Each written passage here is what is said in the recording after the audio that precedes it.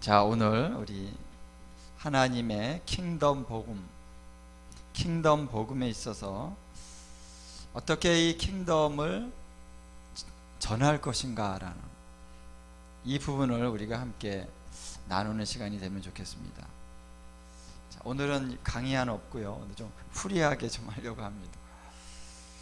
왜냐하면 이 주제가 강의하는 대로 하면 너무 길기 때문에 시간에 맞춰서 증거를 해야 되기 때문에 프리하게 좀 할 예정입니다. 자, 여러분, 이제 하나님의 킹덤 우리가 많이 듣고 12주간 계속 우리가 하나님의 킹덤에 대해서 나눴습니다. 오늘도 계시록에 대해서 계속 계시록의 내용들을 나눴습니다. 주님이 다시 오실 것이고 그것이 하나님의 킹덤의 클라이막스죠. 주님이 다시 오셔서 이 땅에 주님의 킹덤을 회복하시고 이 땅을 구원하시고 회복하실 것이다. 자, 그런데 이 킹덤을 전해야 되는데 이 킹덤을 전하는 그 수단, 어떻게 하나님의 킹덤의 복음을 전할 것인가 라고 했을 때 성경은 분명히 우리들에게 말해주고 있습니다. 자, 전 이런 걸 한번 생각해 봤습니다. 물건을 파는데 상품이 많이 있죠. 상품을 좋은 상품으로 만들어야 되는 거, 우리 김면한 전사님 아주 맛있는 커피를 만드시잖아요. 근데 이 상품이 좋은 것도 중요하지만 이것이 소비자들에게 전달되는 이것까지 완벽하게 하지 않으면은 소위 말해서 장사가 안 되는 거죠. 그렇죠? 커피는 맛있는데 카페에 가니까 구질구질하고 막 그냥 우중충하고 완전히 집이 막 무너질 것 같고 그럼 사람들이 안 오죠. 그것처럼 하나님의 킹덤 복음이 너무나도 강력한 것이고 너무나도 위대한 것입니다만, 그렇기 때문에 하나님이 이 킹덤 복음이 어떻게 전파되어져야 하는 것까지 하나님께서는 우리들에게 말씀해 주고 있습니다. 자, 예수님께서 특별히 이 킹덤 복음을 전하실 때 제자들을 보내시면서 어떻게 하셨습니까? 너희들이 가서 하나님의 나라가 가까이 왔다, 이거를 전해라. 이것은 킹덤 복음을 전하는 것이죠. 그런데 뿐만 아니라 가서 병든 자들을 고쳐주고 귀신을 쫓아내고 사람들을 회복해 주어라. 그래서 기사와 이적을 나타내라고 하는 것을 동시에 예수님은 말씀하십니다. 사도 바울도 내가 내 말과 내 전도함이 사람의 지혜에 권하는 말로 하지 아니하고 성령의 나타남과 능력으로 한다 그랬습니다. 오늘날 우리가 이것을 좀 잃어버린 것 같아요. 복음을 전하는데 이 사람들이 어떻게 하면 이 복음을 이렇게 기쁜 마음으로 받아들일까? 그러니까 친절하게 선물도 주고, 물론 이런 것들이 다 필요합니다. 사랑을 통해서 마음을 열 수가 있으니까. 그러나 이런 것들을 생각을 하는데 성경이 말하는 오리지널 킹덤 복음이 전파되는 수단은 성령의 나타남과 능력이라고 하는 것, 이것을 우리가 많이 놓치고 있다라는 것입니다. 그래서 이 복음은 능력으로 전파되어져야 된다. 그렇죠? 할렐루야. 그래서 오늘 이 부분에 대해서 우리가 깨어나야 될 줄로 믿습니다. 자, 그런데 저는 이제 이 부분에 대해서는 또 우리가 이거를 그럼 어떻게 우리가 준비될 것인가, 어떻게 능력 사역을 할 것인가까지 다 얘기하려면 한참 시간이 많이 걸리죠. 자, 그러나 제가 오늘 포인트를 좀 두는 것은 뭐냐면, 예수님이 이 복음을 땅끝까지 전파해야 되는데 너희가 땅끝까지 이르러 내 증인이 되리라 그랬습니다. 그 증인이라는 말씀에 우리가 좀 포인트를 줬으면 좋겠습니다. 왜 예수님은 물론 다른 곳에서는 이 복음을 전하라 그랬습니다. 만민에게 복음을 전하라. 근데 여기는 왜 증인이 되라 그랬을까? 약간 좀 포인트가 좀 다르긴 한데요. 자, 만민에게, 마가복음에 보면 만민에게 복음을 전파하라 그랬는데요. 이 만민이 원어를 보면은 만민이 아닙니다. 원어에 보면 모든 창조물들에게 복음을 전하라. 창조물들에게, 사람들에게 복음을 전해야지 창조물들에게 왜 복음을 전합니까? 자, 근데 여기에 비밀이 있는데요. 제가 좀 보면서 우리 가서 땅 밟기 기도를 많이 하잖아요. 산에 올라가서 막 선포합니다. 아니, 사람도 없는데 뭘 선포를 해? 찬양을 왜 거기서 해야 돼? 여기서 하면 되지. 왜 밖에 나가서 왜 찬양을 합니까? 그런데요, 온 땅과 만물들도 복음을 들어야 된다라는 거예요. 할렐루야. 그들도 우리의 왕이 예수 그리스도이시고 그분이 다시 오신다는 복음을요, 이 만물도 들어야 되는 것이죠. 왜? 만물도 회복이 돼야 됩니다. 그래서 너희는 온 천하에 다니면서 만민에게 복음을 전파라가 아니라 모든 창조물들에게 복음을 전파해야 되는데, 우리가 찬양도 하나의 수단이죠. 기타 치면서 할렐루야. 그래서 하나님이 우리가 복음을 전해야지, 왜 사람들에게 전도를 해야지, 왜 우리가 뭐 밖에 나가서 왜 찬양하게 하고 왜 땅 밟기기도 하고, 왜 그런지 아세요? 이 복음이 이 모든 창조물에게 전파되어야 하기 때문에 그렇습니다. 그래서 하나님의 회복은요, 사람들만의 회복이 아니라 이 지구 땅 전체의 회복이 하나님의 목적입니다. 하늘과 땅이 다 회복이 되어져요. 그래서 우리는 이 사람에게만 복음을 전할 수 있는 권세를 부여받은 것이 아니라 이 땅, 이 하나님의 피조물 전체에게 복음을 전파해야 될 사명이 있다는 것입니다. 그리고 우리가 이 밖에 나가서 선포할 때 실제로 이 땅에 회복이 일어납니다. 이것이 같이 가야 되는 것입니다. 그래서 이 복음의 능력, 이 킹덤 복음이라는 것이 바로 우리 사람에만 해당하는 것이 아니라 이 만물에게 전파되어야 하리라. 할렐루야. 그래서 우리는 증인이 되어야 되는데, 자, 왜 증인이 필요하냐면요, 사람들의 마음이 어두워졌다 그랬습니다. 그들이 하나님께 감사치도 아니하고 영화롭게도 하지 않아서 그들이 어두워졌어요. 인간이 죄를 지면서 어두워져서 이 피조물을 숭배하는, 피조물을 우상 숭배하는 이런 어리석은 행동을 인간이 하게 된 이유가 뭐냐면은 눈이 멀었다는 것입니다. 그래서 하나님이 하나님 되심을 이 모든 자연 피조물에게도 알게 해주셨는데 사람들은 못 보는 거예요. 왜? 눈이 멀었다는 것입니다. 눈이 멀었기 때문에 그들이 볼 수 있는 수준 안에서 증거가 나타나지 않으면 사람들은 믿을 수가 없다라는 거예요. 그래서 증인이 필요한 것입니다. 그 증인은 바로 부활의 증인이다. 예수님이 죽으시고 부활하신 사건이 바로 결정적으로 그가 하나님의 아들인 것을 증거하는 것이고, 그것이 하나님의 킹덤의 다시 오심을, 다시 도래함을 증거하는 중요한 사건이 바로 부활이요, 부활이 증거죠. 근데 부활을 예수님이 모든 사람들에게 다 보여주시지 않았어요. 예수님을 믿는 신실한 사람들에게만 보여주시고 하늘로 올라가시면서 뭐라 그랬습니까? 너희가 증인이 되라. 너희가 부활의 증인이 되라. 너희가 내가 메시아임을 증거해라. 그리고 이제 킹덤이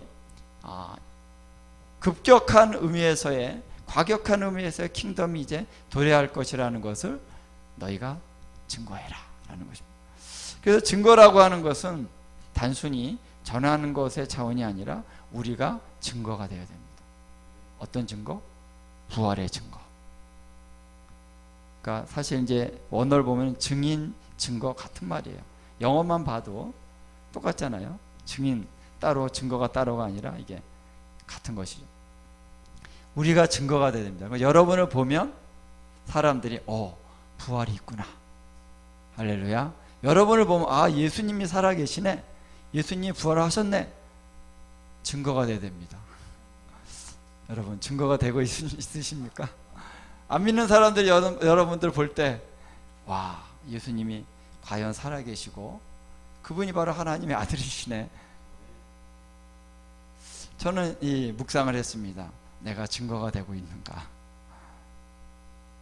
나타나는 기사와 이적을 통해서 하나님이 우리를 통해서 그 부활을 증거하게 하실 뿐만 아니라, 자, 이건 1번 제가 얘기했습니다. 또 한 가지는 뭐냐면 우리를 통해서 예수 그리스도의 형상이 나타나야만 되는 것이죠. 그래서 예수님이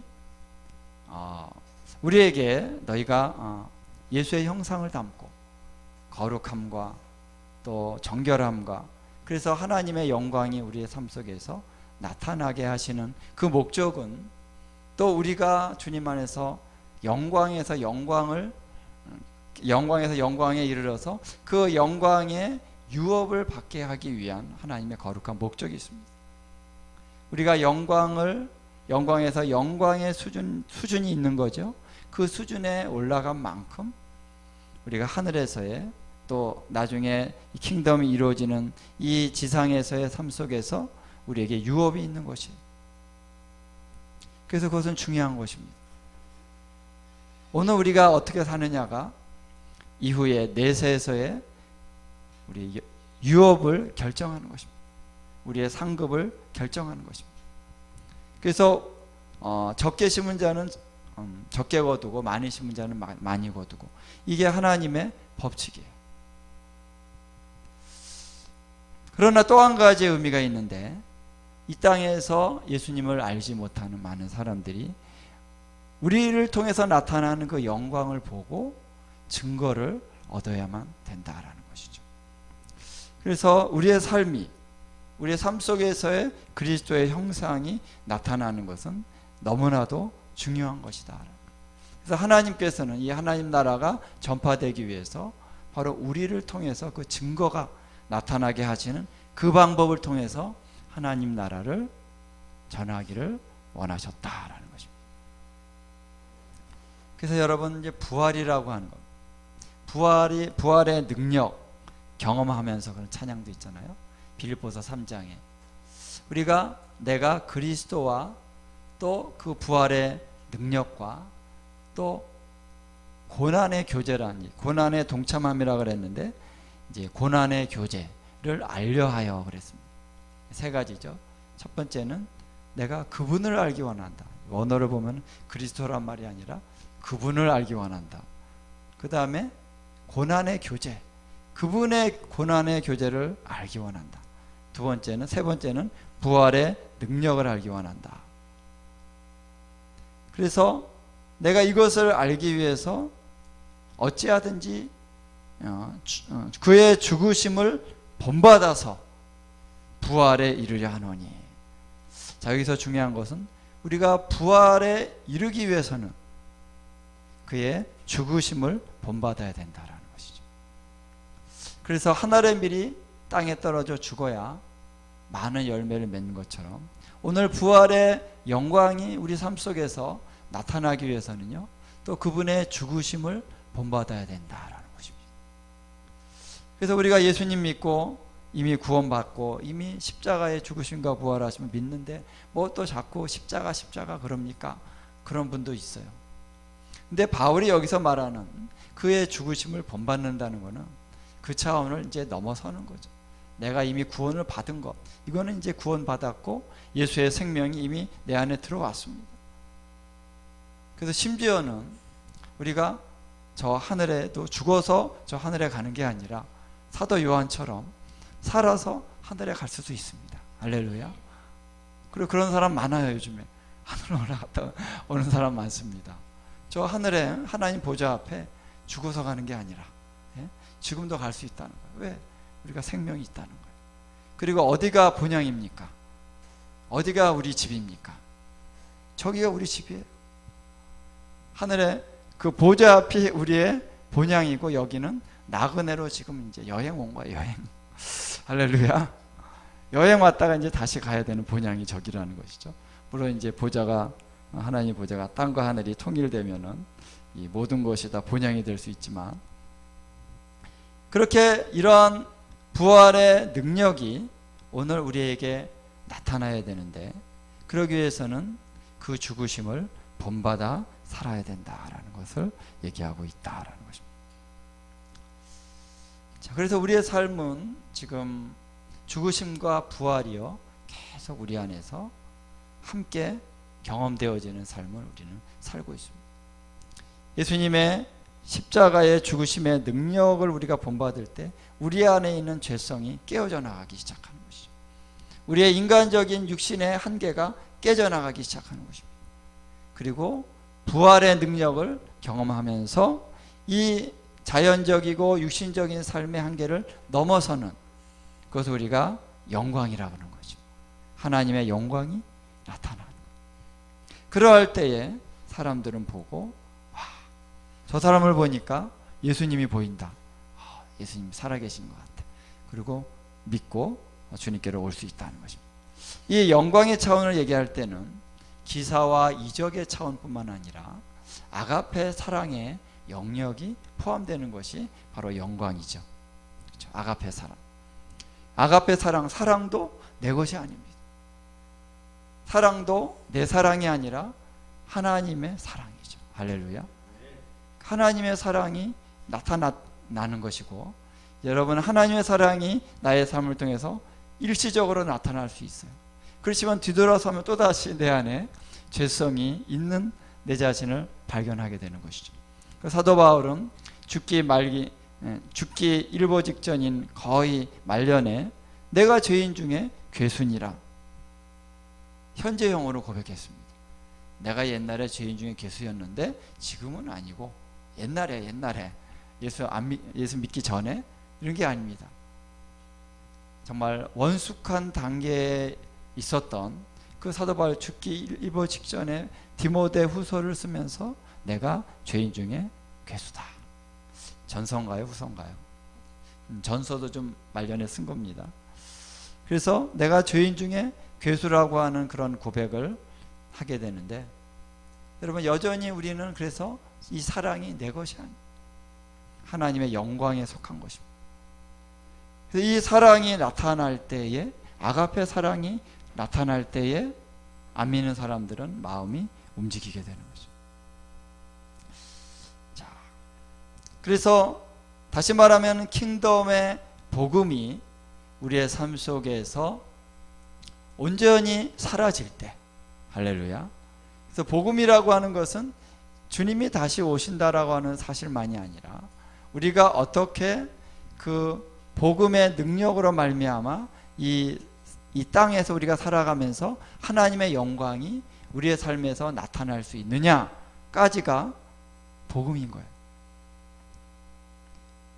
예수님이 언젠가 우리를 구원하실 건데 우리는 겨우 우리가 믿음을 잃어버리지 말고 그냥 이렇게 살아가지고 구원을 겨우 받을 수 있으니까 열심히 살아.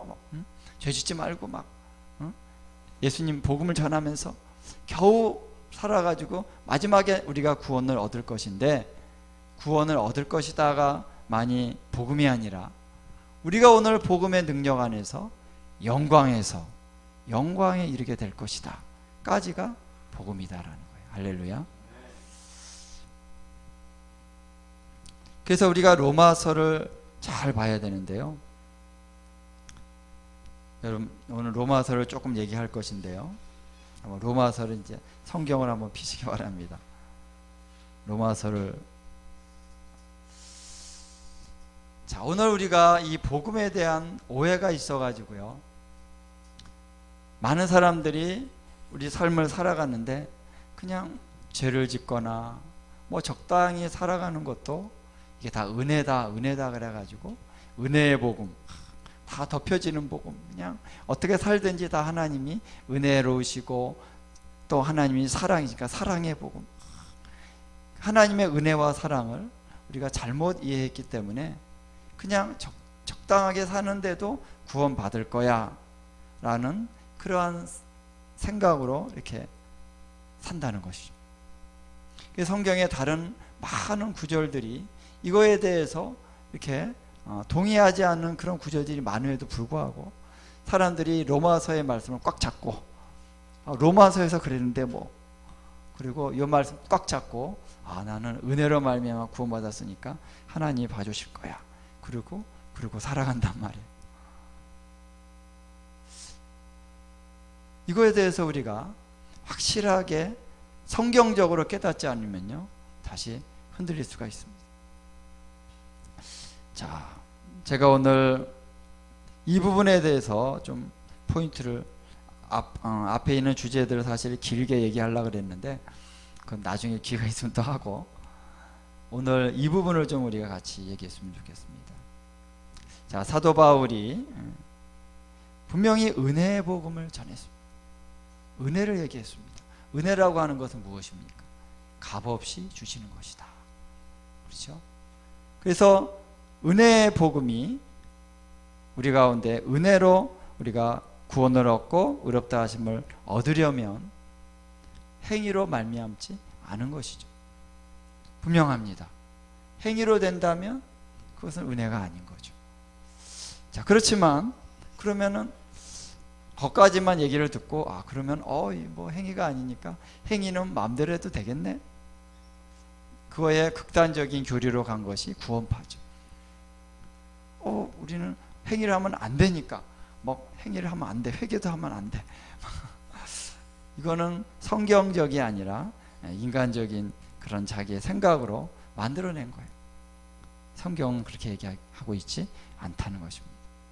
자, 그래서 우리가 이 이신칭이 믿음으로 말미암아 은혜로 의롭다 하심을 얻는다는 것이 어떤 의미인지를 우리가 알 필요가 있다라는 것입니다. 그러면서 제가 우리 요일 전에 어젠가 그젠가 존 블린디 목사님이 옛날에 그 아이합에서 강의하신 간증하신 그 내용을 다시 한번 봤습니다. 어떤 분이 친절하게도 이렇게 녹취를 해놨더라고요. 이렇게 영상만 보면은 이게 막 따라가려면 힘든데 녹취록을 딱 해놔가지고 제가 한번 쭉 봤는데요. 제가 그래서 지금 몇 분에게는 이거를 지금 카톡으로 보냈는데 우리 김민환 전도사님은 우리 사모님에게 한번 좀 전달해 주시고 우리 헵시바 간사님은 우리 선 목사님에게 한번 전달해 주시기 바랍니다. 구 목사님도 제가 보내드렸습니다. 이제 쭉 보면은 제가 이거 다 할 수는 없는데 이것도 굉장히 길어요.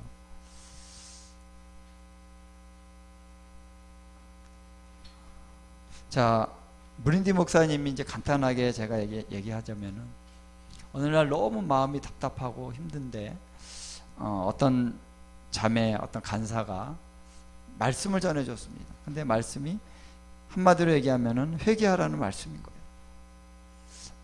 그래서 이거를 가지고 우리 스태프들이 뭔가 문제가 있구나. 그래가지고 막 스태프들에게 회개하라고 얘기했는데 마음이 편치가 않은 거예요. 그리고 그 간사님이 전한 말씀 들은 이후부터 평안이 없는 거예요. 예배를 드려도 예배가 잘 되지 않고 기도를 해도 기도가 안 되고 답답한데 이 답답함이 점점 커지는 거예요. 그래서 이렇게 기도하다 보니까 내가 회개할 게 있나 보다.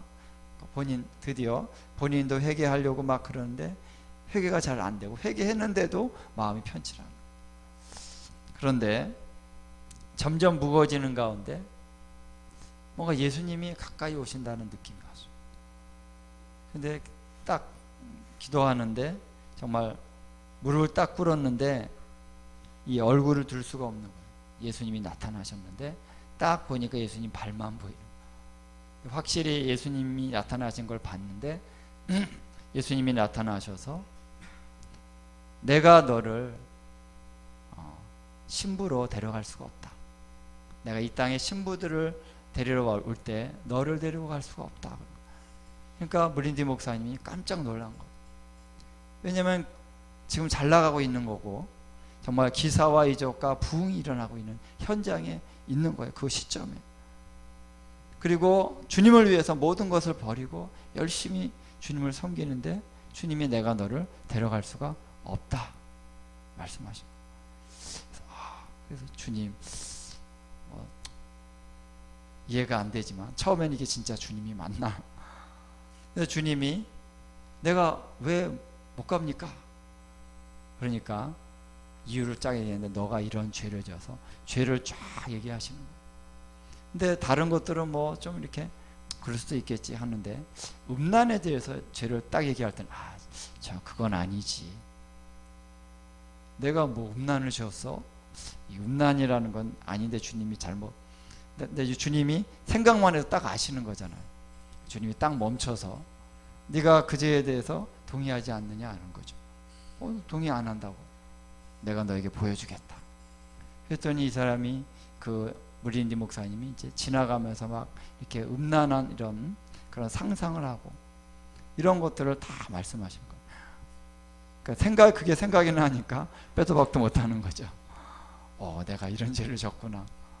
그러면서 더 나아가서 여러 가지 이제 사람들 이렇게 뭐 비판하고 뭐 이런 여러 가지 죄악들을 쭉 얘기하시면서 그것뿐만 아니라 너의 마음의 그 태도가 정말 나를 향한 헌신과 열정으로 다 나를 위해서 드렸느냐? 그렇지 않다는 것입니다. 처음에는 잘 시작했는데, 처음에 순수한 열정으로 주님을 위해서 살겠다고 시작을 했는데, 지금 너의 겉으로의 행동이 아니라 너의 마음의 태도가 아니라는 것입니다. 내가 너를 데려갈 수가 없다. 그래서 그때부터 막 마음이 엄청 무거워진 거예요. 그래서 몇 번의 과정을 거쳐서 또 회개하고, 그리고 예수님이 아까 나타나셨을 때 그 스텝들의 죄악을 다 얘기를 해주셨어요. 8명의 지금 은밀하게 짓고 있는 죄악들 다 얘기해 주셨어요. 그걸 가서 얘기해라. 그래서 모이라 그래가지고 이걸 다 얘기해 주니까 완전히 뒤집어진 거죠. 그래가지고 사람들이 막 그때부터 통곡하고 울고 밥도 안 먹고 막 그러면서 회개가 일어났다는 거예요. 회개가 일어나는 과정을 거치면서 이제는 그들이 또 하나님의 회복을 경험하고 이제 이 복음을 열방 가운데 전하겠습니다. 그런 새로운 각오로 이제 변화가 돼서 그분이 이제 그 다음부터 열방을 다니면서 많이 사역을 하시잖아요. 근데 여기서 우리가 제가 이 구절 하나하나 읽으면서 나의 마음에도 얼마나 많은 죄악이 있느냐. 저는 이제 이렇게 지내다 보면은 어떤 사람이 멋있게 막 이렇게 잘 나가고 그러면은 내 마음에 어떤 마음이 듭니까? 약간 섭섭하고 주님 나는 뭐죠? 그리고 시기 질투가 나고 나도 저래야 되는데 왜 나는 안 그럴까? 이런 생각이 들고 그러면 그런 생각 하잖아요. 인지상정이죠. 뭐 사람이 다 그런 거지. 근데 어느 날 주님이 딱 지적을 하시는데 그것이 죄다라는 거예요. 내가 어떤 사람이 잘 되면 약간 질투가 나잖아요. 괜찮은 겁니까 그거? 인지상정인데 뭐 사람인데 뭐 누가 어떻게 약간 이렇게 나를 상처 주면은 기분 나쁘죠. 저 사람 왜 저러지? 마음이 기분 나빠요. 비판해요. 내 안에 비판이 오면은 저 사람이 좋은 일을 해도 다 안 좋게 보여. 그래서 사람의 마음이 그래요. 내가 어떤 사람에게 상처가 좀 이렇게 되면은 그 다음부터 그 사람이 얘기하는 건 다 삐뚤어 들려. 그렇죠? 여러분 안 그러신가요? 왜냐하면 우리의 눈이 비틀어졌기 때문에 좋은 걸 못 보고 악하게 보는 거예요. 그 마음 상태로 내가 갖고 있는 거, 그건 괜찮은 건가요? 무린디 목사님에게 예수님이 말씀하신 그 강도가, 그 정도가 그런 거라는 거예요. 너의 마음 안에 누구를 원망하고 있고, 너의 마음 안에 자기의 욕망이 있고, 주님의 일을 하면서도 자기 욕망이 있는 거예요. 그래서 자기를 위해서 열심히 이제 사역도 하는, 뭐 그럴 수 있잖아요. 뭐 그런 거에 대해서 우리가 그럼 뭐 사람이 그럼 다 그렇지 뭐 완벽하게 뭐 예수님 같은 사람이 있어? 우리 그렇게 넘기잖아요.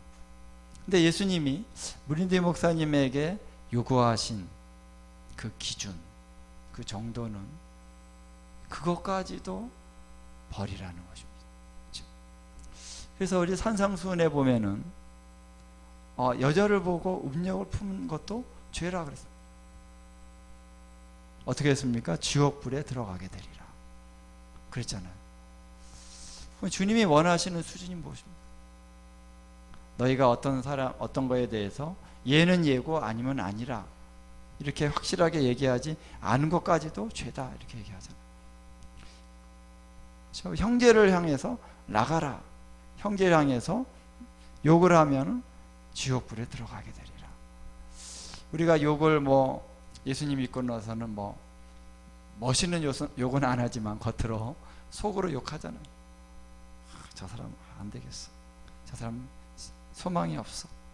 이런 말도 사실은 욕이죠. 그러니까 형제를 미워하는 자 곧 살인한 것이다. 우리 마음에 미움이 없습니까? 어떻습니까?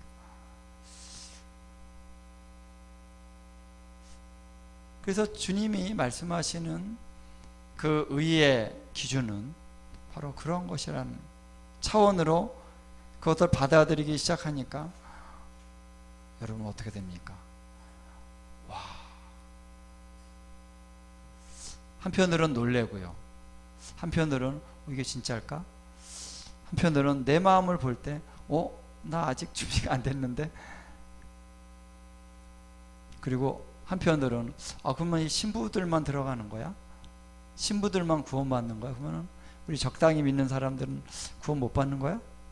이러한 퀘스천이 들 수밖에 없습니다. 그렇죠? 우리가 그래서 이 이신칭에 대한 이 부분에 대해서 우리가 정확하게 알아야 되겠죠.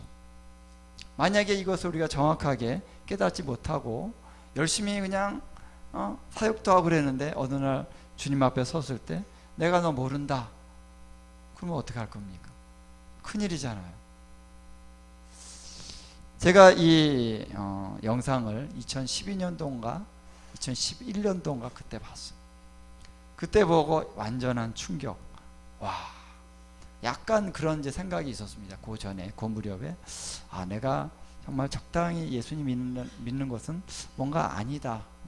그래도 구원받는 건 아닐 수 있다라는 이런 것들이 생각이 좀 어느 정도 있었고, 그런 얘기들이 사람들 사이에 있었습니다만, 이 물린디 목사님이 이 간증을 딱 들을 때 이거는 교리적인 문제 안에서 획기적인 변화가 되지 않으면 안 되는 그런 도전이 오기 시작한 것이죠. 그러면서 성경을 다시 제가 연구하기 시작했습니다. 내가 누구에게 전하기 위해서가 아니라 내가 구원받아야 되는데 이거 이신칭의 원리, 내가 지금까지는 나 구원받았으니까 감사함으로 살아야 된다는 차원으로 사실 진짜 안일하게 살았죠. 편안하게 살았습니다. 기쁨으로. 그런데 그게 아니야? 이게 뭐지? 여러분 이 간증을 여러분도 아마 보신 분들은 보셨을 텐데, 그러면 이거 큰일이네. 어떻게 되지? 그래서 먼저는 이신칭의 이 말씀의 뜻이 정확하게 무엇인가, 내가 어느 정도로 주님 안에서 거룩함으로 성결함으로 살아야 되는 것이냐, 이거에 대해서 분명한 어떤 기준을 우리가 깨닫지 못하면 안 되겠죠. 단지 그냥 내가 열심히 살아야 되겠다, 내가 회개해야 되겠다, 이 정도로만 그치면 또다시 우리가 부패하고 타락할 수도 있으니까 이 기준에 대해서 정확한 이해를 갖는 것이 너무나도 중요하다라는 것입니다. 제가 결론적으로 볼 때 하나님이 우리에게 얘기하시는 이신칭의 말씀은 우리를 영화롭게 하는 수준까지 간다라는 것입니다. 겨우 구원을 받는 수준에 이르는 차원이 아니라는 거예요. 그러면 이 복음이 영광스러운 복음이 될 수가 없다는 것이죠. 복음이라는 것은 우리를 영광으로 이끌어가는 것이다. 변화시켜가는 힘이 바로 복음에 있는 거예요. 구원받는 것은 복음이고, 우리의 삶을 거룩하게 하는 것은 다른 원리가 있고 그런 게 아니라 복음 자체가 구원과 또 영광스럽고 거룩하게 하는 그 차원이 같이 다 들어가 있는 것이, 그게 은혜의 복음이다라는 것. 할렐루야. 그래서 제가 로마서나 갈라디아서, 바울서신으로 들어갔습니다. 왜냐하면 딴 데는 분명해요. 야고보서, 히브리서, 예수님이 말씀하신 산상순, 이런 말씀에서는 너희가 주여 주여 하는 자마다 다 천국에 들어가지고, 이런 분명한 말씀들이 다 있어요. 계시록에도 보면 행위로 다 심판을 하잖아요. 근데 우리가 교리를 형성한, 이신칭의 교리를 형성한 중요한 성경이 바로 로마서, 갈라디아서죠. 그러면 바울이 다르고 예수님이 다르고 뭐 야고보서가 다른 건가? 그럼 이 성경이 이게 좀 띄어내야죠. 서로 분리해내야 되는데 한 성경에 있단 말이에요. 그러면 바울이 뭐라고 얘기했는가? 다시 로마서를 들어가고 갈라디아서를 들어갔습니다. 근데 갈라디아서가 참 좋은 게 뭐냐면 로마서는 일단 좀 길어요. 길어가지고 서로부터 결론까지 가려면 이게 한 번만 읽을래도 시간이 많이 걸리는데, 갈라디아서는 이 로마서에서 얘기하는 그런 서론, 본론, 결론이 다 있으면서도 짧아요. 그러니까 6장까지 단번에 여러 번 읽을 수가 있으니까. 그래서 갈라디아서에 그 엑기스가 다 들어가 있습니다. 근데 로마서는 좀 더 풀어서 더 깊이 있게 얘기를 하고 있는 것이죠. 그래서 여러분, 이제 로마서를 보면은 특별히 한 구절을 우리가 함께 좀 읽겠습니다. 로마서 5장 21절, 우리 한 절을 먼저 읽고 같이 우리가 좀 로마서 전반에 대해서 우리가 얘기를 좀 나누도록 하겠는데요. 로마서 5장 21절, 다 같이 우리 한 목소리로 읽겠습니다.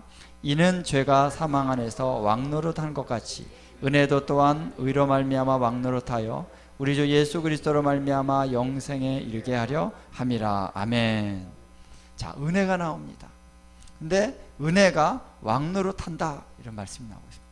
할렐루야. 이 왕노릇한다는 것은 통치하고 다스린다는 거예요. 바실레이아가 이제 킹덤이라는 뜻이 있는 것처럼 바실류어라고 하는 통치하다라고 하는 단어, 이 단어가 바로 이 왕노릇하다라는 의미인데요. 자, 여기 이제 킹덤이 나오는 거죠. 은혜가 다스린다. 근데 죄가 또한 사망 안에서 또한 다스린다.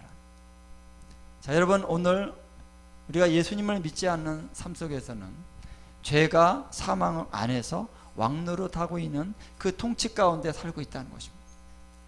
그래서 우리가 자연적인 능력으로는 이 사망의 왕노릇, 죄의 왕노릇에서 벗어날 수가 없다라는 거예요. 이 왕노릇 한다는 건, 통치한다는 굉장히 강력한 의미가 있잖아요, 여러분. 그래서 왕이, 강력한 왕이 지금 통치하고 있어요.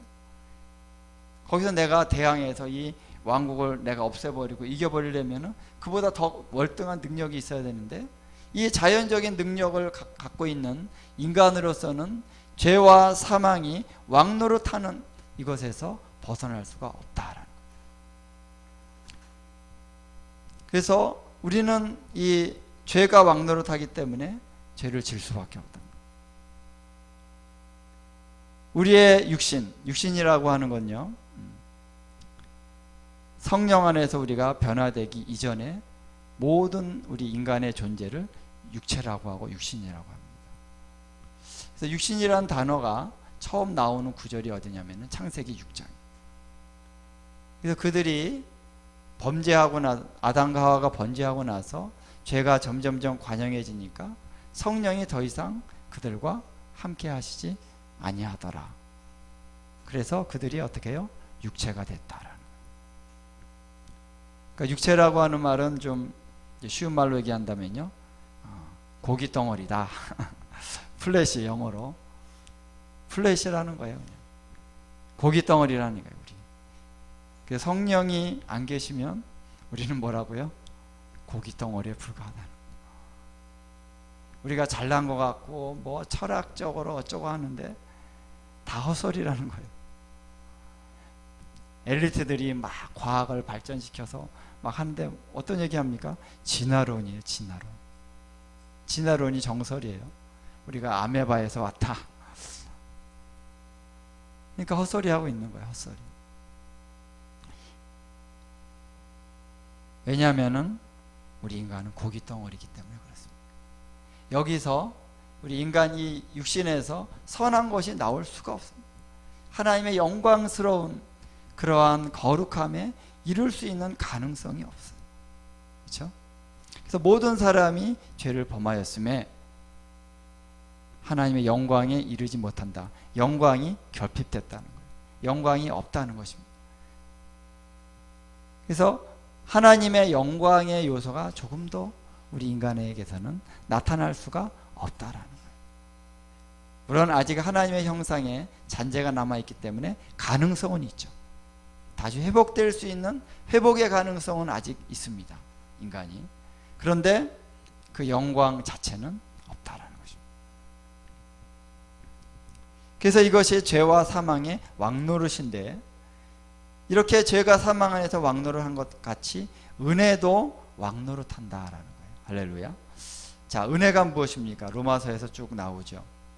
3장에 은혜는 무엇이냐면은 예수 그리스도께서 우리를 위하여 보혈의 피를 흘려주셨습니다. 그 보혈의 피로 말미암아 우리를 덮어주심으로 우리가 믿음으로 말미암아 의롭다 하심을 얻은 자가 되었느니라 라는 거예요. 그래서 우리가 의롭다 하심을 얻은 것은 전적인 은혜죠. 율법의 행위가 아니라 하나님의 은혜요. 은혜가 은혜되기 위해서는 바로 믿음으로 말미암아야 한다라는. 우리 안에 이 믿음도 하나님이 주신 것. 어느 날 믿어지는 것입니다. 물론 과정 말씀을 듣고 여러 가지 이제 과정이 있었겠죠. 하나님의 우리 가운데 역사하시는 그런 역사를 통해서 어느 날 믿음이 생겼어요. 이 믿음은 어떤 믿음입니까? 하나님으로부터 온 믿음. 내가 만들어낸 믿음이라면 그것 벌써 은혜가 아닌 거죠. 믿음이 어느 날 쑥 들어왔어요. 믿어져요. 와, 예수님이 죽으시고 부활하심이 믿어지네. 할렐루야. 값없이 은혜로, 그리고 믿음으로 말미암아 그 믿음도 하나님이 우리에게 주신 것이고, 그 믿음을 통하여서 우리가 의롭다 하심을 얻었다라는 거예요. 자, 그런데 여기서 이제 교리적인 문제가 있습니다. 한국어 성경에서는 의롭다 하심을 얻은 자 되었느니라. 그래서 의롭다, 하나님이 우리를 의롭다고 얘기하셨다는 거예요. 의롭다고 얘기하신 것을, 그렇게 칭해 주신 것을 얻은 것이지 실제로 우리가 의롭게 된 것은 아니다. 이런 식으로 얘기를 합니다. 근데 원어를 보거나 전혀 그런 게 아니에요. 의롭게 되었다. 의롭게 하다라는 단어의 수동형으로 의롭게 됐다. 이렇게 원어는 얘기합니다. 그럼 우리가 예수 그리스도를 믿는 믿음으로 의롭지 않은데 의롭다고 말씀해 주시는 그것을 얻은 것입니까? 아니면은 의로워진 것입니까? 우리가 의인이 되는 겁니까? 아니면 예수님 믿고 의인인 겁니까?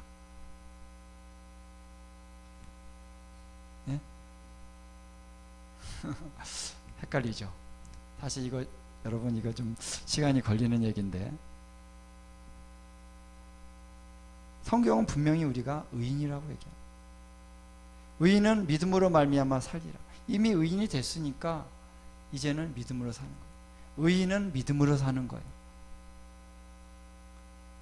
그리고 우리가 이미 거룩한 자가 됐다. 할렐루야. 거룩한 하나님의 자녀가 된 것입니다. 그럼 왜 우리가 의롭게 됐고 왜 우리가 거룩하게 됐느냐? 이미 하나님의 사랑의 아들의 나라에 들어갔느니라. 그 나라에 우리가 이미 들어갔어요. 영생을 얻었다. 이미 우리 영생이 들어와 있습니다. 그렇게 지난 시간에도 얘기했죠. 이미 영생을 얻었지만 장차 또 완전한 그 영생에 우리가 또 들어가는 일이 또 남아있죠. 하나님의 킹덤에 우리가 들어갔어요. 근데 다시 하나님의 킹덤에 도래할 때 우리가 그 약속을 우리가 또 받을 날이 남아있다라는 이중적인 차원이지만, 다시 말하면 우리가 이미 생명을 얻었다는 것입니다. 아직 겨자씨만한 거지만, 겨자씨만한 생명이지만 이것도 생명이라는 거예요. 이미 우리는 태어난 거예요. 우리는 구원을 받은 거예요. 하나님의 자녀가 된 거예요. 할렐루야. 그러나 아직 달려가야 될 여정이 있다는 것입니다. 그래서 어떤 사람은 이 앞에 부분을 강조를 안 해요. 우리는 의인이 될 거다. 구원을 얻어야 될 것이가 아직은 아니다.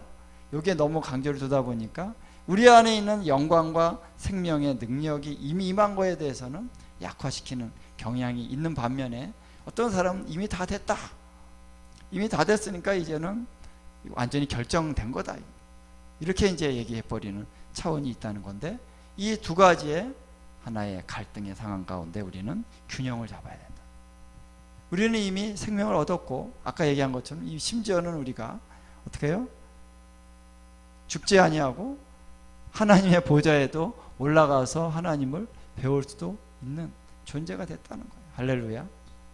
그럼에도 불구하고 우리 안에 아직 여전히 남은 부분이 있기 때문에 어떤 의미에서 완전하지 않은 부분이 있다. 그래서 여기서 이것을 우리가 잘 해석하는 게 중요한데, 우리는 이미 의인이 됐다라는 거예요. 그리고 왜냐하면이 중요한데, 왜냐하면 그 의이신, 완전한 의이신 예수님이 우리에게 그 의를 주셨기 때문에. 할렐루야. 예수님이 우리에게 의를 주셨어요. 그 의는 우리가 행해서 얻은 것이 아니라 주님이 이루신 그 의를 우리에게 주신 거예요. 그래서 그 의가 예수님으로 말미암아, 예수님과 우리가 연합됨으로 말미암아 그 의가 우리 안에 전가됐다라는 거예요. 그래서 내가 그리스도와 함께 십자가에 못 박혔나니, 내가 그리스도와 함께 십자가에 못 박히면서 내가 그리스도와 함께 연합이 된 거죠. 그래서 주님의 죽으심도 내 것이고 또 그분의 부활도 내 것이 된 거예요. 그래서 그분의 의가 또한 나의 의가 된 것입니다. 할렐루야. 언약이란 건 그런 거예요. 결혼하면은 당신 재산이 내 재산이 되는 거예요. 할렐루야. 혹시 여러분 우리 김윤환 전사님 사모님 재산이 좀 따로따로 있습니까? 그럼 회개하시고 재산 한 재산이 되어야 되는 거예요. 자녀들 보고 우리 아들은 내 거, 딸은 네 거. 아니잖아요. 아들도 우리 거. 그것처럼 주님의 것이다 우리 것이 되는 거예요. 그래서 주님의 의가 우리 가운데 전가됐기 때문에 우리는 뭐다? 의인이다. 할렐루야. 담대하게 우리가 의인이라고 선포해야 됩니다. 근데 이 의가 어떤 의냐? 로마서 4장 4절에 보면 이런 말씀이 있습니다. 자, 일하는 자에게는 그 싹이 은혜로 여겨지지 아니하고 보수로 여겨지거니와 이를 아니할지라도 경건하지 아니한 자를 의롭다 하시는 이를 믿는 자에게는 그의 믿음을 의로 여기시나니. 자, 우리가 어떤 믿음이냐면요, 경건하지 아니한 자, 이를 아니할지라도 경건하지 아니한 자를 의롭다 하시는 의다라는. 어떤 의입니까? 죄인인데 경건하지 않다는 것은 죄인이라는, 하나님을 향한 죄인이다. 우리가 죄인입니다. 우리 상태는 죄인이에요. 우리의 본 모습은, 우리의 육체의 모습은 죄인이죠. 하나님 앞에 의롭다 하신 모든 육체가 없는 그 모습 그대로라는 거예요. 그런데 예수님의 생명이 내 안에 딱 들어오는 순간 그분의 의가 우리에게 전가돼서 하나님은 예수님의 의를 보시고 우리를 의인이라고 말씀하시는데, 그 의가 어떤 의냐면은 그 믿음이 어떤 믿음이냐면 경건하지 아니한 자를 의롭다 하시는 이를 믿는 믿음이다. 여기에 하나의 어떤 역설적인 복음의 진리가 있습니다. 죄인을 의롭다 하시는 하나님, 물론 그리스도의 보혈의 피로 말미암아. 이게 안 들어가면 안 되죠. 그러나 어쨌든 하나님이 죄인을 의인이라고 일컬어 주시고 죄인을 의인으로 여겨주신다는 거죠. 이게 복음의 핵심이죠. 또 로마서 5장 5절에 보면은 우리가 아직 죄인 되었을 때에, 5장 8절에 우리가 아직 죄인 되었을 때에 그리스도께서 우리를 위하여 죽으심으로 하나님께서 우리에게 대한 자기의 사랑을 확증하셨느니라. 다시 말하면 우리를 위해서 죽어주실 수 있는 우리의 어떤 조금의 의도, 선도 없는, 그래서 하나님을 배반하고 대적하고 떠나간 죄인이고, 그냥 죄인이 아니라 하나님을 배반하고 떠나가고 지금 하나님과 원수 진영에 거기 국민으로 살고 있는 거죠. 원수, 적국의 백성인 거예요. 지금 사단의 지배 아래 있는 것입니다. 그런 우리를 위해서 예수님이 그때 우리가 회개한 다음이 아니라 우리가 죄인이었을 때에 그분이 우리를 위해서 죽으셨다라는 거예요. 할렐루야. 그래서 은혜라고 하는 것은 무조건적인 하나님이 값없이 주시는 은혜. 또 하나님 우리를 향한 사랑은 어떤 사랑입니까? 조건이 없는 사랑. 이것을 우리들에게 계시해 주셨다. 그래서 은혜라고 하는 것은 값없이 주시는 그런 의를 주시는, 구원을 주시는 하나님의 선물, 그것이 은혜인데, 자, 이 은혜가 오늘 우리에게 임함으로 우리가 의롭다 하심을 얻게 된 거예요. 자, 그런데 여기서 그치는 것이 아니라 이 은혜가 우리 안에서 왕노릇한다라는 거예요. 할렐루야. 우리가 거기까지는 많이 우리 얘기를 해요. 어메이징 그레이스. 그래서 나 같은 죄인 살리셨어. 근데 이 은혜가, 이 어메이징 그레이스가 참 놀라운 가사인데요, 1절만 은혜가 나오는 것이 아니라 4절에도 계속 한 번씩 다 은혜가 나옵니다. 주님의 은혜로 해처럼 밝게 살면서, 여러분 해처럼 밝게 사는 것까지도 하나님의 은혜가 왕노릇하는 결과다라는 거예요. 그래서 하나님의 은혜는 처음 내가 예수 믿을 때만 해당되는 것이 아니라 이후에도 계속 은혜가 어떻게 해요? 나의 삶 속에, 나의 모든 여정 가운데 왕노릇한다. 할렐루야. 통치하고 다스린다는 것입니다. 어떻게 여러분 은혜가 여러분 삶 가운데 통치하고 왕노릇합니까? 우리가 다시 죄를 짓죠. 우리가 다시 주님을 떠나고, 옛날에 그 열정적으로 주님을 섬겼던 마음이 식어지고, 또다시 내 방식대로 그냥 가기를 너무너무 잘하는 우리의 연약한 모습들이 있잖아요. 근데 은혜가 왕노릇해서 어느 날 탁 은혜가 돼서 주님의 십자가가 다가오는 거예요. 주님 용서해 주시옵소서. 다시 돌아와서 주님의 보혈로 다시 씻겨짐을 받고, 할렐루야. 다시 하나님의 사랑을 깨닫고 다시 주님을 위해서 거룩함으로 또 가게 되는 것이죠. 그래서 또 세상에 갔다가 또 다시 돌아오고, 세상에 갔다가 또 다시 돌아오고, 은혜가 계속 우리 가운데 어떻게 해요? 왕노릇해서 우리가 거룩함으로 계속해서 하나님 뜻 가운데 세워져 나가는 역사가 있게 되는 것입니다. 할렐루야. 그 은혜가 왕노릇한다. 그래서 은혜가, 예수님 믿고 난 다음에 은혜가 이제 더 이상 필요 없다 그러면 어떻게 됩니까? 그럼 다시 돌이킬 수도 없는 거예요. 너 한번 예수 믿었으니까 이제는 죄를 지으면 안 되고, 너 실패하면 안 되고, 너 무조건 완벽하게 살아야 돼. 그러면 예수 믿은 다음엔 이제 은혜가 없는 거예요. 은혜가 아닌 거죠. 그렇죠? 그러나 우리를 구원하실 때 그렇게 무조건적인 사랑으로 우리를 위해서 십자가에 죽으신 그분이 이제 구원을 받은 우리를 계속해서 사랑하시지 않겠느냐, 우리를 그 진노하심에서 건져주시지 않겠느냐. 그래서 최종적인 구원을 받을 때까지 그 사랑이 우리 가운데 역사하시지 않겠느냐 하는 것이 사도 바울의 얘기인 것입니다. 그래서 하나님께서 우리를 세우신다.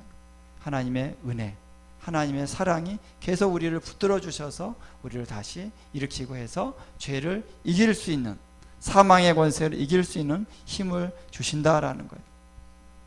그래서 은혜를 받으면은 이제 죄를 지어도 되겠느냐라는 거예요. 그래서 이 말씀은 이제 로마서 5장 21절 아까 읽었죠. 그 다음에 6장 1절부터 들어가면서 이런 논증을 하는 것입니다. 아니 그러면은 은혜니까, 은혜가 내가 죄를 지으면은 은혜가 더욱 넘친다네. 그렇죠? 큰 죄인에게는 은혜가 더 넘쳐야 돼요.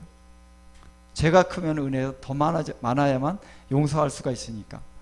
그러면 내가 죄를 더 많이 내가 죄를 지으면은 하나님의 은혜가 더 넘치겠네. 이렇게 생각하는 것이 말이 되느냐? 그럴 수 없느니라. 우리가 예수 그리스도와 함께 연합한 자는 그의 죽으심과 함께 연합했고, 그의 죽으심은 죄에 대해서 죽으심이요 하나님을 대해서 살으심인데 우리가 어떻게 죄를 지으리요? 잘 생각해 보세요. 우리가 죄에서 건짐을 받았는데, 은혜를 받았는데 다시 또 죄를 지을 수 있다? 말이 안 된다는 것입니다. 이 은혜는 죄를 이길 수 있는 능력으로 하나님이 우리를 건져주셨으면, 이제 구원받은 자로서는 계속해서 이 죄를 이길 수 있는 능력을 하나님의 은혜가 불어넣어 주신다는 거예요. 할렐루야. 죄를 이겨야죠. 죄를 지을 수 있다, 은혜가 죄를 지어도 된다라고 하는 그러한 어떤 뭐라 그럴까요? 죄를 지어도 된다라고 하는 허용의 의미다라고 생각하면 절대 안 되는 것이죠. 물론 우리가 다시 실패해도 하나님이 다시 우리를 용서해 주시고 다시 우리를 맞아 주신다라고 하는 것은 분명한 사실. 그런데 그렇다고 우리가 더 죄를 지으리요? 그렇지 않다. 그래서 이 은혜는 어떻게 왕노릇을 하냐면은, 자, 의로 말미암아 왕노릇한다, 이 말씀이 있습니다. 의로 말미암아. 자, 은혜가, 하나님의 은혜를 우리에게 주셔서 의가 우리 안에 전가됐어요. 그건 예수님의 의입니다. 예수님의 의가 무엇입니까? 예수님의 의는 바로 우리를 사랑하사 자기의 생명까지도 주신 사랑의 삶, 사랑의 법, 사랑의 행동인 것이죠. 그렇죠? 그래서 의가 바로 사랑이에요. 그런데 이 의로 말미암아 왕노릇 한다는 것은 이 의가 우리 안에 전가되어서 이 은혜는 이 의가 우리 안에서 사라질 수 있도록, 의가 나타날 수 있도록 역사함으로써 왕노릇 한다는 것입니다. 이해되십니까? 죄를 짓게 하는 것이 은혜가 아니라 의가 역사되게 해서 의로운 삶을 살아가게 하는 것이 은혜가 왕노릇하는 것이다. 사실 이제 6장 전체를 봐야 되는데요. 자, 6장 17절 18절 함께 한번 읽어보겠습니다. 시작. 하나님께 감사하리로다. 너희가 본래 죄의 종이더니 너희에게 전하여 준 바 교훈의 본을 마음으로 순종하여 죄로부터 해방되어 의에게 종이 되었느니라. 자, 우리는 죄에서 해방되었고, 근데 해방돼서 우리가 떵떵거리고 왕노릇하는 것이 아니라 의에게 종이 됐다. 이 말씀을 우리가 깨닫는 게 참 중요해요. 그래서 오늘 우리는 과거에 불법과 불의와 죄악으로 살아가는 삶이 우리의 삶의 패턴이었다면, 이제는 우리가 의로 살아가는 삶이 우리의 삶의 패턴이 된, 그것이 우리의 기준이 된 그런 사람이 된 거예요. 할렐루야. 어둠의 왕국에서 우리가 빛의 왕국으로 옮겨졌으면은, 이제 어둠의 왕국에서 빛의 왕국에 있으니까 어둠의 왕국에 살았던 대로 빛의 왕국에서 살아도 되겠지가 아니라, 빛의 왕국으로 왔으니까 빛의 왕국의 의를 따라 살아갈 수 있는 것이, 그게 은혜인 거죠. 할렐루야. 그러니까 이 사람들이 막 생각을 잘못한다는 것입니다. 22절에 보니까 그러나 이제는 너희가 죄로부터 해방되고 하나님께 종이 되어 거룩함에 이르는 열매를 맺었으니 그 마지막은 영생이니라. 여기서 하나의 단계가 나오죠. 죄에서 죄를 지었던 삶, 이제 해방이 됐다, 자유케 됐다. 이제는 하나님께 종이 됐다, 의의 종이 됐다. 그 다음에 거룩함에 이르는 열매를 맺는다는 것이죠. 그 다음은, 마지막은 영생이니라. 우리가 최종적인 영생을 얘기하는 거죠. 여기서는 그 최종적인 영생으로 들어가는 그 패턴이 뭐냐면은, 우리가 하나님의 종이 되고 거룩함에 이르는 열매를 맺는 것입니다. 이게 뭡니까? 우리의 삶 속에서 우리의 삶 자체, 우리의 마음 자체, 우리의 인격 자체가 거룩함으로 바뀌어진다는 거예요. 그래서 어디까지 이르냐면 맨 마지막은 영생이다. 아까 5장 21절에 보면은 영생에 이르려 함이니라. 그렇죠? 최종적인 영생에 이르기 위해서는 반드시 의로 말미암아 은혜가 왕노릇하고 또 거룩함에 이르는 열매를 맺는 이 과정이 통과되면서 영생에 이른다는 것입니다. 자, 그래서 우리 성경에 보면요, 이 바울이 결코 예수 그리스도를 믿는 사람이 적당히 살아도 된다라고 얘기하는 것이 결코 아니다.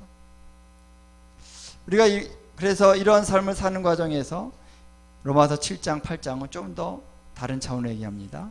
성령이 너희 안에 거하시고 생명의 성령의 법이 죄와 사망의 법에서 너를 해방하였다. 이제는 성령을 따라서 살아감으로써 우리 안에 의를 따라 살아갈 수 있는 원동력을 우리에게 불어넣어 주신다는 거예요. 할렐루야. 그래서 너희가 육신대로 살면은 8장 13절에 반드시 죽을 것이로다. 이거는 여러분 현재적인 의미예요. 지금 내가 예수님 믿고 있지만 내가 육신대로 계속 산다면 어떻게 돼요? 반드시 죽을 것이로다. 지난번에 우리 갈라디아서 5장에서도 얘기했죠. 육체의 일은 현저하니 쫙 나오잖아요. 그러니까 육체를 따라 삶을 살면은 육체의 일을 하게 되는 것입니다. 거기에 뭐 여러 가지 뭐 음란과 뭐 거짓말과 뭐 이런 것도 많지. 이런 것들이 다 육체의 열매를, 그래서 내 삶이 육체의 열매를 계속 맺고 있다고 한다면 내가 성령으로 몸의 행실을 죽이는 삶을 살지 않고 있다는 거죠. 그렇다면은 하나님의 나라를 어떻게 해요? 유업으로 받지 못하느니라. 그래서 여러분 여기서 지난주에 우리 온전함에 대해서 얘기했습니다. 그러니까 온전함이라고 하는 수준이 있다는 거예요. 온전함이라고 하는 것은 내가 내 안에서 온전한 믿음으로 온전히 성령의 인도를 따라서 육체를 따라 살지 않고 성령을 따라 살아가는 그 삶. 그 삶이 온전히 온전한 믿음으로 사는 삶이요. 같은 말입니다. 결과적으로는 같은 거예요. 그리고 나의 삶이 사랑의 계명, 사랑을 나타내는 삶으로 살아가는 것입니다. 예수님의 생명으로 살아가는 것입니다. 저는 이것이 다 같은 말이라고 믿습니다. 그것이 바로 온전함이다. 온전함을 얘기합니다. 그래서 요한 웨슬레가 바로 그걸 이 온전함에 대해서 얘기하는 거죠. 퍼펙트, 완전함. 그래서 이 완전한 삶을 요한 웨슬레가 얘기하는 것입니다. 그래서 우리가 예수님 믿고 구원을 받았지만 주여 주여라고 고백할 수 있는 차원 안에서 이미 주님을 알았고 생명에 참여한 바가 되었지만 우리의 삶이 온전함 가운데 이 거룩함 안에 선이 있다는 것입니다. 그 선을 지켜가야 되는 차원이 있다는 것입니다. 그 선을 지켜가는 것이 또한 주님의 그 새 언약 가운데 우리가 머물러 사는 거죠. 언약을 깨지 않고, 근데 어느 수준 안에서 우리가 언약을 깨는 것이라는 거죠. 이런 수준이 있다는 것입니다. 그래서 바울도 그렇고 예수님도 그렇고 너희가 온전케 되라, 온전함을 이루어라 얘기하고 있습니다. 그래서 온전함을 이루는 가운데 주님 앞에 갈 때까지 그 온전함을 지켜야 된다는 것이죠. 그 수준이 있다는 것입니다. 이런 부분들은 굉장히 이제 로마서도 오늘 살짝만 얘기했습니다. 로마서나 갈라디아서 이런 부분에 자세히 나와 있고요. 또 히브리서 이런 부분에 그런 말씀들이 있습니다. 자, 그러므로 우리가 킹덤 복음이라고 하는 것은 우리가 소극적으로 우리가 그냥 어떻게 살아도 하나님이 다 구원해 주신다 하는 것이 아니라 우리가 킹덤 복음은 우리가 어떻게 이 땅에서도 우리의 삶이 영광스러운 삶으로 거룩한 삶으로 나아갈 수 있느냐, 그걸 위해서 하나님 우리에게 성령을 주셨고 어린 양의 보혈의 능력이 우리를 깨끗게 할 것이며 예수님의 의가 우리 가운데 전가되어져서 우리를 바로 그러한 삶의 수준으로 우리를 이끌어 가신다는 것입니다. 할렐루야. 그렇게 살 때 우리는 사람들에게 증인으로서 살아갈 수 있게 된다. 할렐루야. 기도하겠습니다. 하나님 아버지, 오늘 우리가 킹덤 복음에 대한 말씀을 함께 나눴습니다. 하나님, 우리가 복음을 깨닫기를 원합니다. 더 열려지기 원합니다. 하나님, 우리가 복음 안에 우리의 삶이 견고히 서기를 원합니다. 하나님, 우리가 참으로 비참하게 죄악에 끌려다니면서 사는 삶이 아니라 세상 유혹에 우리의 마음이 이리저리 흔들리면서 살아가는 삶, 하나님, 그것이 아니라 우리가 영광스러운 삶을 살아가는 진정한 킹덤 복음의 하나님 가치를 깨닫는 저희들이 되게 해주시기를 기도합니다. 그래서 하나님, 오늘 참으로 하나님, 위대한 하나님의 종들, 사도들과 하나님의 선지자들과 위대한 하나님의 사람들이 이미 이 복음 안에서 영광으로 살아갔던 것처럼 오늘 우리가 이 영광에 이르는 삶으로 살아갈 수 있도록 역사해 주시옵소서. 그래서 오늘 우리도 영광 가운데 주님을 맞이할 수 있는 거룩한 신부로 세워지게 하여 주시옵시고, 또 많은 사람들이 우리를 통해서 나타나는 하나님의 영광을 보고 주님께로 돌아오는 역사가 일어날 수 있도록 하나님 역사하여 주시옵소서. 오늘도 우리와 함께 하시는 주님의 이름을 찬양드리며 예수님의 이름으로 기도합니다. 아멘.